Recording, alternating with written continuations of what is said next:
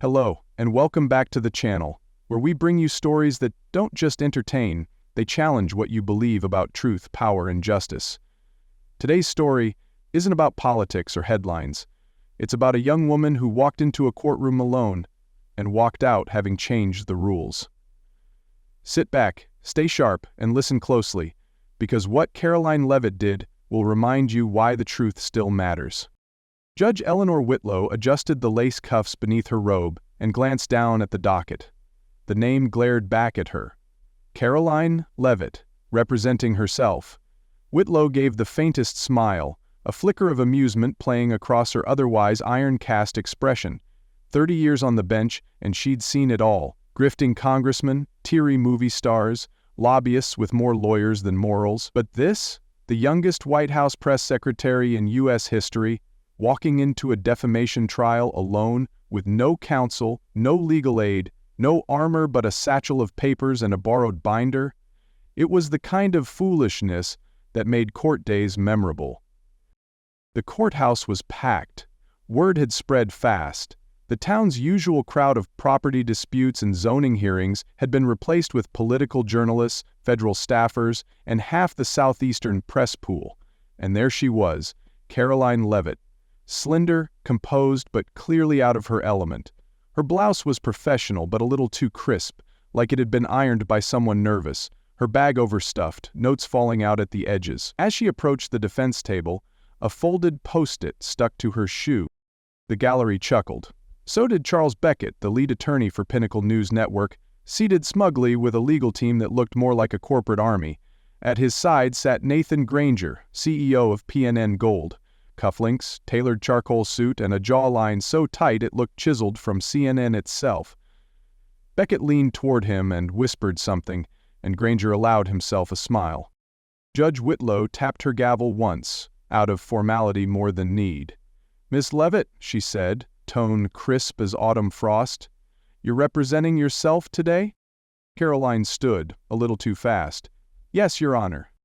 "A bold choice," Whitlow replied. "We'll see if it's a wise one." The first few minutes were brutal.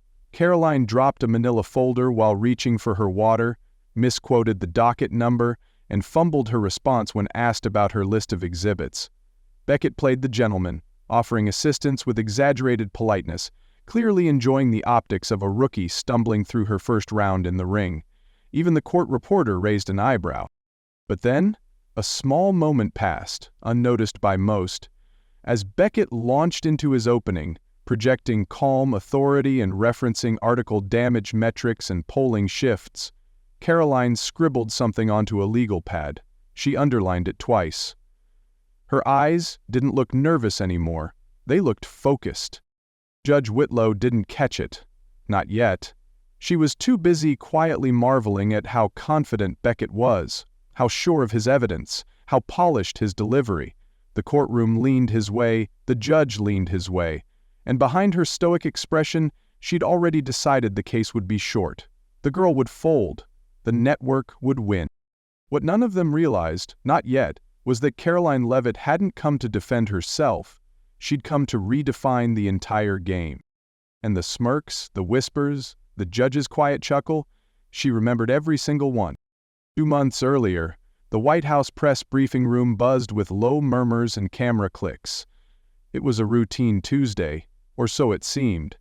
Karoline Leavitt, flanked by the American and presidential flags, stood behind the podium with a calm, practiced ease that belied her age. Her voice was measured and focused as she laid out the administration's new policy, a $6 billion zero-cents infrastructure initiative aimed at restoring manufacturing zones in forgotten towns.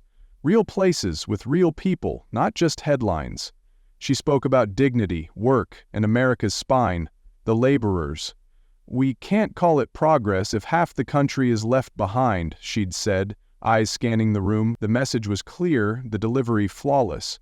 But in the back row, someone wasn't listening for truth. They were listening for leverage. Jasmine Odell, Karoline's communications deputy, stood off to the side, eyes on a man she hadn't seen before. He wasn't on the usual press list, well-dressed, early 40s, and holding a media badge from Pinnacle News Network, a name Jasmine didn't trust. The man kept looking down at a discreet recording device, whispering to someone near him. Jasmine made a mental note but said nothing. The next morning it hit like a storm. Pinnacle News splashed a bold headline across its morning broadcast and digital front page. White House Press Secretary insults small-town America in infrastructure rant. The clip, edited, her words about half the country being left behind were sliced and restructured to make it sound like she had blamed rural Americans for the country's economic stagnation. They stripped out her praise, left the sentence fragments. A voiceover called her a beltway elitist dressing up disdain as policy. Karoline stared at the screen in silence as the broadcast played. Jasmine burst into her office. "They butchered it! That's not what you said! This is fabricated!" Karoline didn't blink. They know exactly what they're doing. Within hours, calls flooded in, lawmakers distancing themselves, conservative outlets echoing the claim, pundits calling her a smug mouthpiece. For many Americans, that twisted clip would be the only version they saw, and Pinnacle News didn't stop there. They followed up with panels, op-eds, even paid social media amplification. It was a hit job, professionally executed. "They're baiting us," Jasmine said. "You should sue." "I won't sue," Karoline said, her voice even. "I'll dismantle." She walked to her bookshelf and pulled down a binder labeled Media and Legal Strategy. It wasn't new. She'd been preparing for something like this. "They think I'm just the messenger," she said. "But they've made one mistake. This messenger has teeth." Outside, rain began to fall on the White House lawn. Inside, Karoline Leavitt began collecting every second of the original footage, every transcript and every name involved. She didn't rage, she didn't panic, but in that moment, something in her hardened. Pinnacle News thought they had won the narrative. They hadn't yet met the woman willing to burn it down, by the book. The Blue Ridge Federal Courthouse wasn't built for cameras or headlines. It was built for order. A red brick monument set against the rolling Appalachian hills, it carried the weight of Southern tradition in every creak of its oak benches and the slow, deliberate rhythm of its proceedings. Sunlight filtered through tall windows onto polished wooden floors worn smooth by decades of boots, wingtips, and justice. The portraits on the wall, judges long gone, looked down with quiet judgment, as if whispering, "Don't waste our time." Judge Eleanor Whitlow ruled this place with a reputation carved from steel and silence. A native daughter of Henderson County, she had once taught law at Chapel Hill before taking the bench. Her courtroom wasn't fast, but it was final. Attorneys who walked in with swagger often left with less, and anyone who disrespected decorum, press secretary or president, felt the weight of her gavel before they even knew it was falling. Karoline Leavitt, standing at the defense table in this courtroom, looked like a Yankee out of place. Young, polished, D.C. trained, but here her federal title didn't carry the same currency. Not in Whitlow's court, not in a place where a man's word and a woman's silence had once been law. The gallery, filled with local attorneys, retired sheriffs, and curious townsfolk, leaned back in their seats, arms crossed, skeptical. They weren't here to cheer her on, they were here to see if she could handle their arena. On the other side of the courtroom sat Charles Beckett, Pinnacle News' star attorney. He looked right at home, gray hair slicked, accents smooth, charm weaponized. The kind of man who could order whiskey in a back room and leave with a judge's respect and a jury's sympathy. Next to him, Nathan Granger barely concealed his boredom. He didn't believe in trials, he believed in leverage, and to him, this courtroom was just a formality on the way to a press release. But as the ceiling fans spun lazily above and the American flag hung silent in the corner, something shifted. Karoline stood straight, her hands folded calmly over a single notepad. No theatrics, no outrage, just readiness. To the outside world, this was a political scandal, dressed up as a defamation case. To the people inside this courtroom, it was something more primal, a test of grit, memory, and truth. Southern style, and the mountains outside had seen plenty of trials, but few like this one. They thought she walked in alone because she was unprepared. In truth, Karoline Leavitt walked in alone because she didn't want anyone else in the way. Back in her rented workspace above a law office 2 blocks from the courthouse, Karoline had built her war room in silence. No assistants, no legal team, no headlines. Just a whiteboard crammed with names, timelines, and media contacts.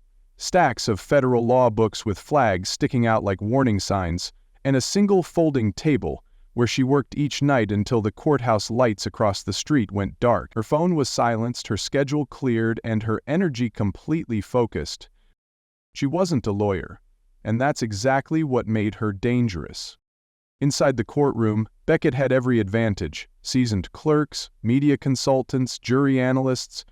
Karoline had only Jasmine Odell, who came and went carrying files, snacks, and flash drives like a battlefield courier.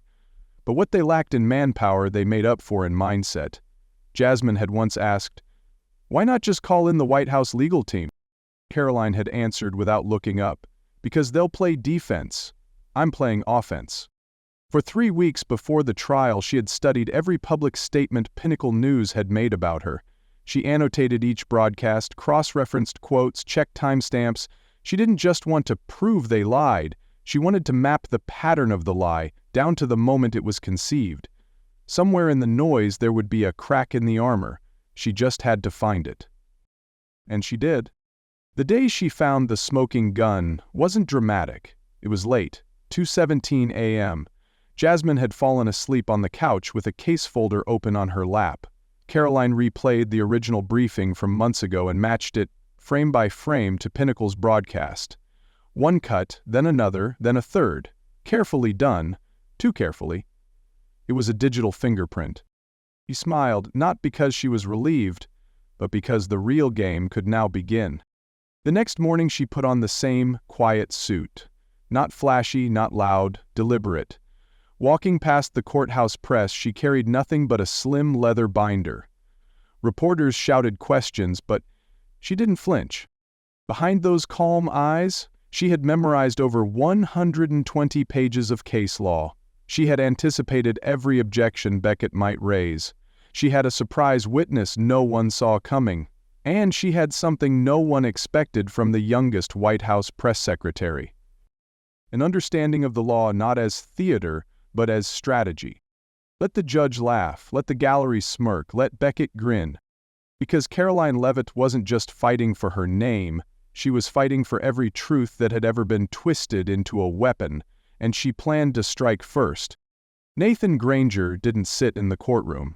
He held court from his chair. With his silver hair swept back, a Rolex half exposed under his cuff, and a posture that suggested he'd never lost anything he didn't want to, Granger looked more like a corporate kingpin than a media executive on trial. He didn't even glance at Karoline as she entered. Instead, he whispered something to Charles Beckett, who smirked like a man already writing the victory speech. To Granger, this was all theater, and he was the director. The judge? Background noise. The press? Puppets. Karoline? A pawn who had wandered too far from the board. What mattered wasn't the facts or the footage. What mattered was that he owned the narrative, and he had the reach to make it stick. So, when Beckett delivered his first argument, slick and pre-packaged, Granger leaned back, arms crossed, watching the judge for signs of agreement, and he found them. Judge Whitlow nodded, slow and deliberate, not because she was biased, but because the evidence on its surface looked airtight. "Your Honor," Beckett said, gesturing to the side-by-side footage on the courtroom screen, "you can see the words for yourself. Ms. Leavitt said one thing and then denied it on national television. That contradiction, however phrased, damaged our client's reputation and misled the public." Granger gave a self-satisfied nod. To him, it was already over. Karoline sat still, face unreadable. She didn't interrupt. Didn't flinch. That unnerved Beckett more than he let on. From the gallery, Jasmine watched Granger's smug posture with a clenched jaw. "He thinks this is a press conference," she whispered to herself. He did. But he hadn't realized that for the first time, he wasn't the one setting the frame.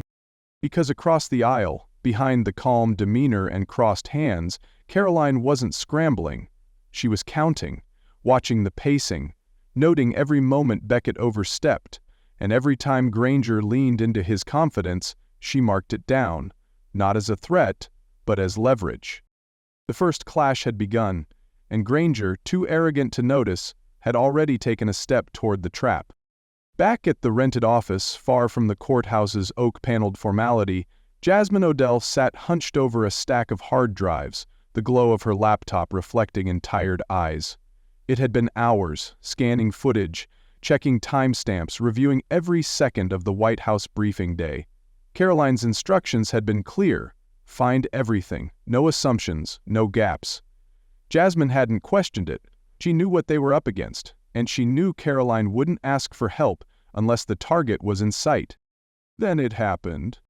It wasn't a dramatic discovery, no smoking gun, no obvious confession, just a moment in grainy hallway security footage, a glimpse of Nathan Granger's assistant tucked in a corner near the restricted press corridor, angling a phone just over a frosted glass window. Barely noticeable, but unmistakable. The phone was recording. Jasmine paused the video, zoomed in, and sat back. Got you.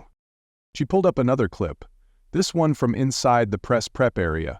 Karoline had explicitly told Granger during their scheduled meeting that cameras were not permitted in the intercommunications wing, yet here he was, 20 minutes later, lingering in a spot he had no business being in, eyes sweeping the room, his assistant standing just behind, still filming. It wasn't just shady, it was strategic, a reconnaissance mission disguised as a handshake. Jasmine bolted up, ran down the hall to where Karoline was outlining witness angles on a whiteboard.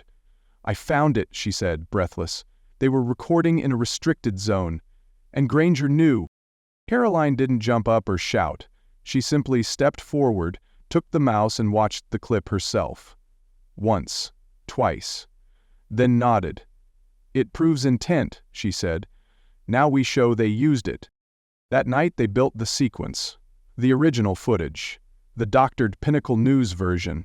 The illegally recorded hallway angle, a puzzle that, when assembled, told a clear story. Granger had planted a narrative and buried the truth beneath it. Karoline added one more note to her legal pad: ask for authentication on PNN's version.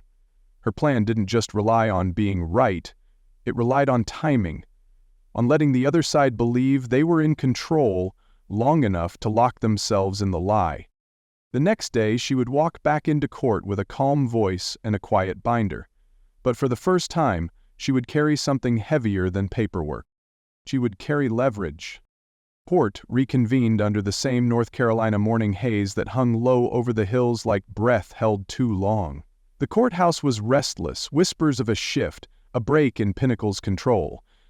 Beckett still smiled, but it was thinner now. Granger, arms crossed tightly, barely glanced at Karoline as she stepped forward and requested permission for an unscheduled witness. Your Honor, she said calmly, the witness agreed to testify only after hearing yesterday's proceedings. Her name is Ruth Linwood. A hush swept through the courtroom. Beckett rose, already barking objections. Your Honor, the witness is not on the list. There are procedures. But Judge Whitlow raised her hand. I'll allow it, but it better be worth the disruption. It was. The side doors opened and Ruth Linwood entered, composed, graying at the temples, her stride hesitant but firm. She had the quiet bearing of someone used to operating behind the scenes. For years, she'd been senior editorial chief at Pinnacle News, one of the last old-school journalists in a company that had evolved into a media war machine. Her name alone drew a ripple of recognition from a few in the gallery. After being sworn in, she sat down and looked at Karoline, not with pity, but with quiet solidarity. Miss Linwood, Karoline began, can you state your role at Pinnacle? I oversaw editorial content for nearly 8 years, she said, until I resigned last week. And why did you resign? Ruth's fingers curled together. Because I was asked to publish something I knew was false, the article targeting Miss Leavitt. And the courtroom erupted. Whitlow's gavel slammed down like a shotgun blast. Order. Explain, Karoline said. The footage they aired, Ruth continued, her voice gaining strength, was edited based on audio Granger's team had recorded during a visit to the White House. That footage was never vetted through our ethics team. When I protested, I was pushed out, quietly. They promoted someone younger, more agreeable. Beckett stood, nearly shouting, "This is hearsay. She's just bitter about losing her job." Ruth didn't flinch. "I wasn't fired. I quit. And I brought my resignation email, internal messages, and production notes showing the timeline of events, including the order to distort the footage." Judge Whitlow leaned forward, studying her. Karoline handed over a file, within it, email chains with Granger's directives, metadata logs from editing suites, and handwritten notes from Ruth's desk. Time-stamped, precise, damning. "Miss Linwood," Karoline said, "did Mr. Granger explicitly instruct you to alter the intent of my speech?" Ruth looked over at Granger. "Yes, he called it a strategic pivot, said we needed to paint her as anti-rural before the midterms. He said, why wait for her to trip when we can shove her?" The room fell into a cold silence. And for the first time since the trial began, Granger looked nervous. The tide hadn't just turned. It was rising fast, and Karoline was steering it. By the time Nathan Granger took the stand, the courtroom had shifted from skeptical amusement to barely concealed anticipation. The CEO of Pinnacle News walked to the witness chair like a man used to commanding rooms, not answering to them. His cufflinks caught the light as he adjusted his sleeves. The smirk that had defined him for 3 days was still there, but smaller now, more uncertain. Judge Whitlow watched him carefully, her chin resting on one hand. The temperature in the room didn't change, but the pressure did. Charles Beckett handled the initial direct examination with precision, clean, safe, rehearsed. Granger testified that he routinely visited government offices, that he never directed any editorial slant, and that he trusted his team to act responsibly. It was standard executive damage control, and it played well. Until Karoline stood up. She didn't raise her voice, didn't shuffle her notes.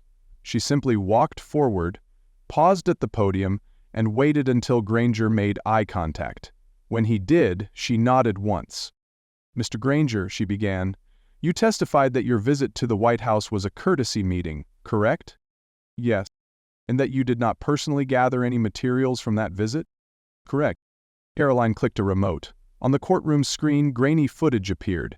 Granger's assistant filming outside a restricted room, followed by another clip of Granger himself lingering near a frosted glass partition, clearly peering inside. "Could you explain this, then?" Granger's jaw tightened. "I didn't know she was recording." "And yet," Karoline continued, "you looked directly at her while she did." Beckett objected. "Speculative?" "Sustained," Judge Whitlow said, but her eyes never left Granger. Karoline moved on, smooth and relentless. "Following your visit, you called an editorial meeting. Was Ruth Linwood present?" "Yes." "Did you at any point use the phrase strategic pivot in reference to me?" "No, absolutely not." Without a word, Karoline walked to her table and picked up a small black notebook. She held it up for the judge. "This was retrieved from Mr. Granger's office after his departure," she said. "Turned over by his former assistant under subpoena." She opened it to a flagged page. "Here's the quote, Your Honor. Need to paint her as anti-rural before midterms. Why wait for her to trip when we can shove her?" Gasps spread across the room. Granger's face drained of color. Beckett lunged up again. "This is private property." "It was voluntarily turned over," Karoline replied, "and its authenticity has been confirmed by a forensic analyst." Granger opened his mouth, then shut it. Karoline leaned slightly forward, not unkindly, just surgically. "Mr. Granger, was this your strategy all along, to use manipulated footage to destroy reputations for political gain?" "I don't recall writing that," he muttered, eyes locked on the table. "That's not a denial." Silence. She let it hang. And in that silence, Nathan Granger, once the architect of the smear, sat reduced to a man trying not to drown in his own words. The cracks had appeared. And Karoline wasn't done widening them.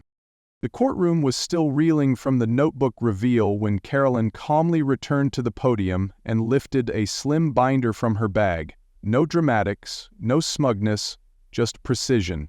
She opened it and handed a copy to the clerk, who passed it to Judge Whitlow. "Your Honor," Karoline said evenly, "in light of the proven manipulation of public messaging and reputational harm, I'm invoking Section 19C of the Southern Media Integrity Statute, enacted 5 years ago, but rarely used." The words hung in the air like a dropped hammer. Even Beckett looked confused. "Excuse me, what statute?" Whitlow raised an eyebrow and flipped through the binder. "She's not bluffing," the judge murmured aloud, more to herself than the room. "This exists." Section 19C, Karoline continued, permits the court to temporarily bar a media organization from publishing coverage about a public official if intentional defamation is proven. It's designed to protect the integrity of public communication, especially when malicious editing damages trust. Beckett shot to his feet. "This is absurd. A gag order? That would cripple Pinnacle's political desk." "That's the point," Karoline replied sharply. "Fines are just business expenses for companies like Pinnacle, but a reporting blackout? That sends a message." Judge Whitlow glanced back down at the statute text. "Maximum term is 3 years, requires evidence of manipulation, malicious intent, and reputational harm." "We've just proved all 3, Karoline said, voice like iron wrapped in calm. Ranger, sitting at the plaintiff's table, leaned forward now, no longer confident, no longer grinning. He looked like a man who'd wandered into a forest thinking he owned it, only to find out the traps had been laid long before he arrived. Beckett tried to regroup. "This has never been applied in federal court." "No," Karoline replied, "because most defendants don't know it exists." She returned to her seat without flourish. Judge Whitlow didn't speak for several seconds. She simply read the statute again, slowly, carefully. When she finally looked up, her eyes were sharper than they'd been all trial.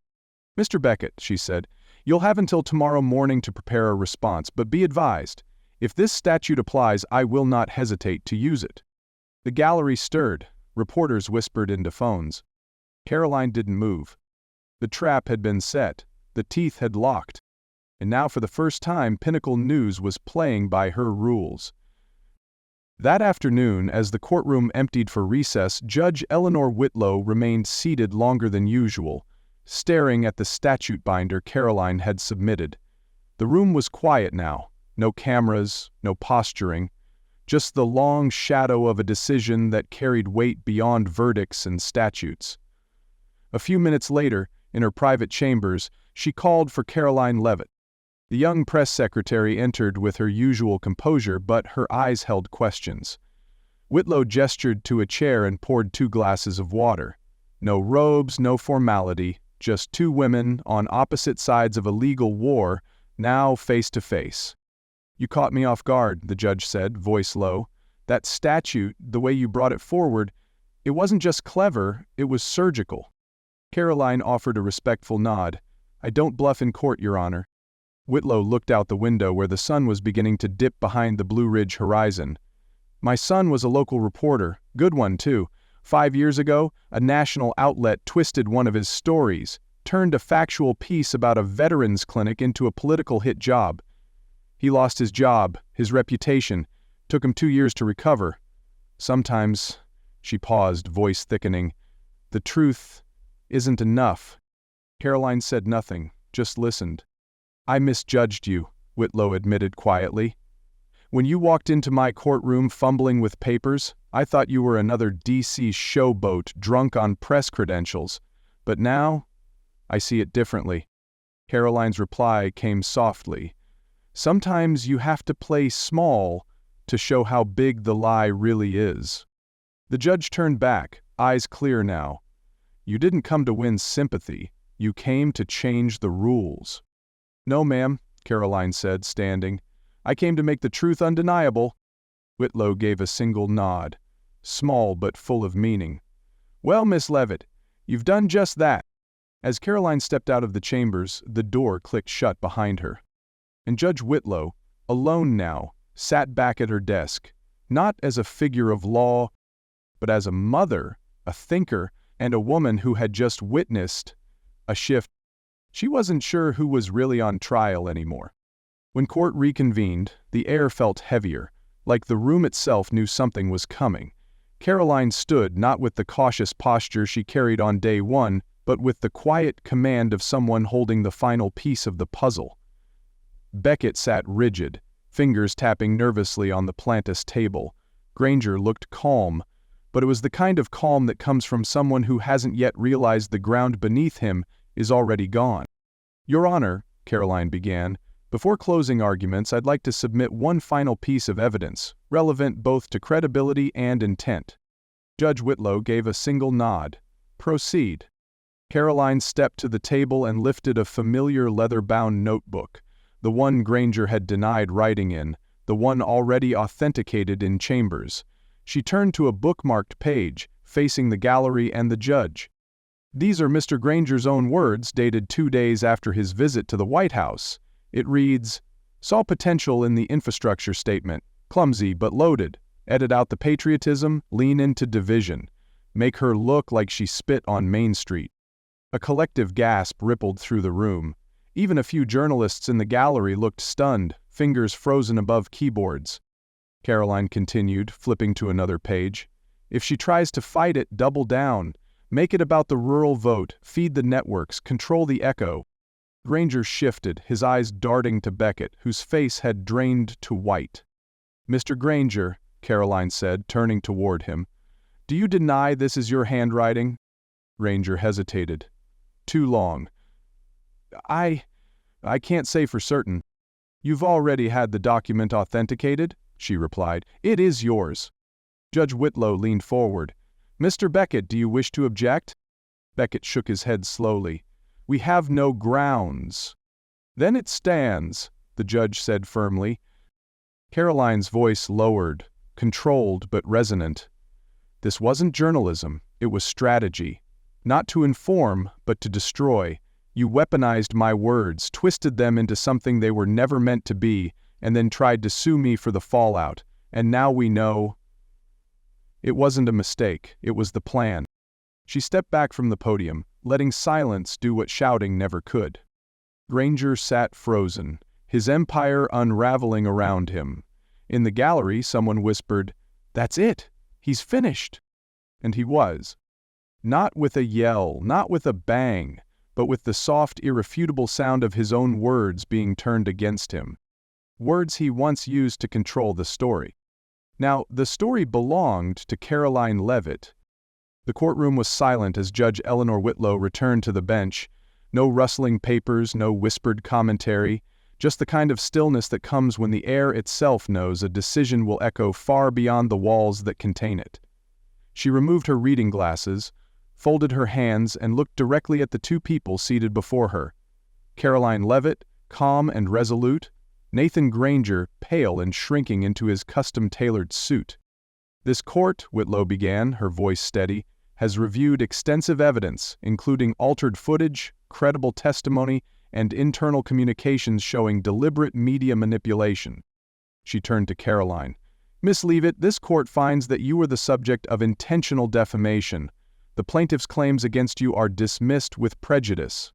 A soft exhale from the gallery. Beckett closed his eyes. Granger didn't move. Whitlow wasn't done. "Furthermore," she said, "under Section 19C of the Southern Media Integrity Statute, this court imposes a 3-year reporting ban on Pinnacle News Network in relation to Miss Leavitt and the executive branch she represents." Gasps followed, phones lit up, a few reporters bolted for the doors to break the story.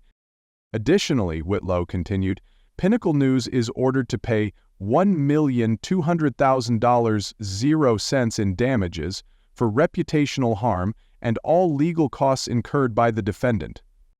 Then she looked squarely at Granger. "This court also refers the matter to the U.S. Attorney's Office for review of potential criminal conduct, including perjury and unlawful media interference." Granger blinked, slowly, as if he hadn't fully processed what just happened. Whitlow's tone softened, but only slightly. "I'd like to add one more thing. for the record. She turned toward Karoline. When this trial began, I underestimated you. I assumed you were another polished press secretary playing defense. I was wrong. She paused, letting the words settle. You didn't just defend your name, you defended the truth. And you did it with discipline, clarity, and restraint, qualities this country could use more of. Karoline nodded once, respectfully. Court is adjourned. The gavel fell, but the echo that followed wasn't just the sound of a ruling. It was the sound of balance being restored. And for the first time in years, those in the room, especially those who still believed in law, truth, and consequence, stood not for protocol, but out of respect. 2 months later, the sun rose slow and gold over the north lawn of the White House. A black sedan pulled up to the east entrance, its windows tinted against the flash of waiting cameras. Inside sat Judge Eleanor Whitlow, retired now, not by age or scandal, but by choice. The courtroom battle had stirred something in her, something she hadn't felt in years, the sense that the system could still be corrected if the right people were willing to carry the weight. She was greeted not by staffers or protocol, but by Jasmine Odell, who smiled warmly and led her through the executive corridors. Gone were the echoes of the courtroom. Here the air felt different, not softer, but focused, like walking through the nerve center of something still in motion. Karoline was waiting in a glass-walled conference room, dressed simply, professionally. No podium, no notepad, just a coffee mug and a chair pulled out for her guest. "Margaret," she said, standing, "welcome to the White House." Whitlow smiled at the use of her first name. "Not a title I expected to hear from you." "I thought you'd earned something better," Karoline replied. They sat, and for a moment, just looked at each other. Two women who had stood on opposite ends of power and scrutiny, now finding themselves aligned by something deeper. Conviction. Karoline slid a folder across the table. "This is why I asked you here. It's not a job offer, it's a partnership." Whitlow opened the folder and read, "Senior Advisor to the Office of Strategic Media Integrity." It was a new initiative built in the aftermath of the trial, a system designed to monitor and respond to narrative manipulation across both mainstream and independent channels. Not to censor, not to control, but to safeguard. "Told me?" Whitlow asked quietly. "Because you've been both," Karoline answered. "A judge who enforced the law, and a mother who watched it fail her son. That perspective is rare, and needed." Whitlow stared out the window for a long moment. Then she smiled. "You built this system because you saw the cracks," she said. "And you brought me here because you still believe someone can help hold the wall." Karoline nodded. "If they're strong enough." Whitlow closed the folder. "Then let's start." They shook hands, not as adversaries, not even as colleagues, but as keepers of something fragile and worth protecting. Outside, the cameras still waited. But inside, the real work had just begun. The story of Karoline Leavitt, via's Pinnacle News, is a powerful reminder that in a world saturated with noise, manipulation, and media spin, truth still matters, but only if someone is willing to fight for it. Karoline didn't win because she had more resources, power, or public sympathy. She won because she was prepared, disciplined, and unafraid to stand alone in the pursuit of something larger than herself. The trial revealed how easily public perception can be distorted by those who control the narrative. But it also showed that even the most entrenched systems can be held accountable, not through outrage, but through strategy and evidence. Karoline's quiet strength, her use of law as a tool rather than a shield, and her decision to represent herself weren't acts of ego, they were acts of belief. For anyone who's ever been misrepresented, overlooked, or underestimated, this story offers a lesson in resilience, dignity, and the power of preparation. And for those who once held all the power, like Nathan Granger, it's a cautionary tale. In the hands of the right person, the truth doesn't just defend itself. It fights back, and when it does, it wins.